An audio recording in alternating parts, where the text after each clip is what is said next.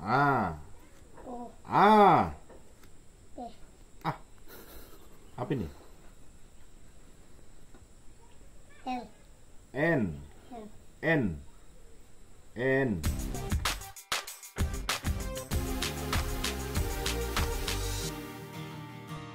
Bribka Gersantolan, anggota Polsek Pasangkayu yang saat ini bertugas sebagai Babin Kamtibmas di Desa Pakava, Kabupaten Pasangkayu, Sulawesi Barat.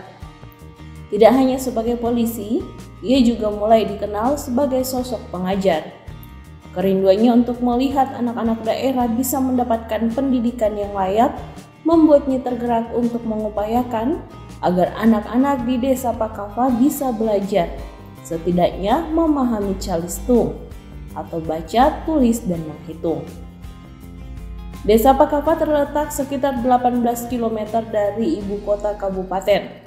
Warga di desa ini umumnya jadi petani atau buruh perkebunan sawit.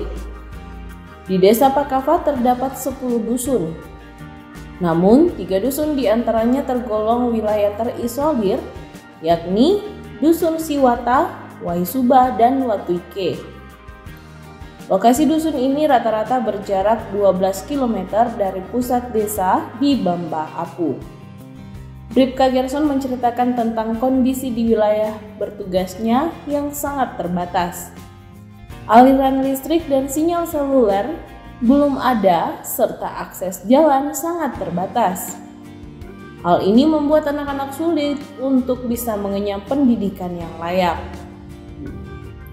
Sebenarnya di Dusun Watuike dan Dusun Siwata terdapat kelas jauh dari Sekolah Dasar Bala Keselamatan Bamba Apu, bagian dari Yayasan Bala Keselamatan Indonesia yang berpusat di Bandung. Namun, orang tua siswa menyayangkan proses belajar mengajar yang tidak maksimal. Gerson berinisiatif menghidupkan sekolah tersebut dengan mulai rutin mengumpulkan anak-anak di desa. Usia muridnya pun beragam, ada yang berumur 6 hingga 17 tahun.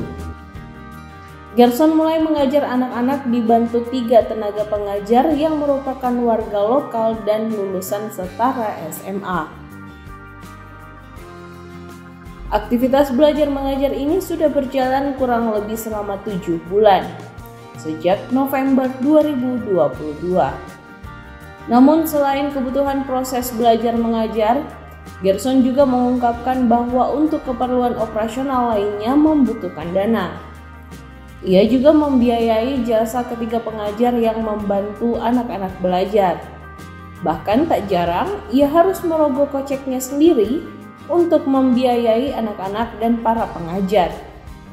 Gajinya sebagian besar digunakan untuk membayar tenaga pengajar, bahkan kadang kekurangan.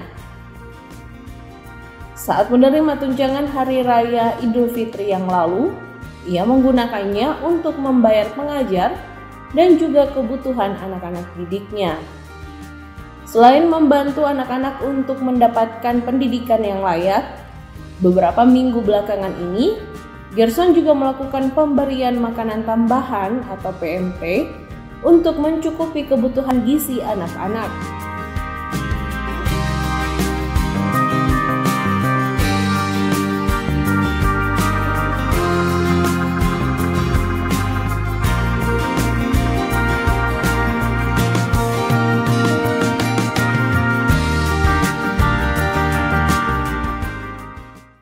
Terima kasih sudah nonton. Jangan lupa like, subscribe, dan share ya.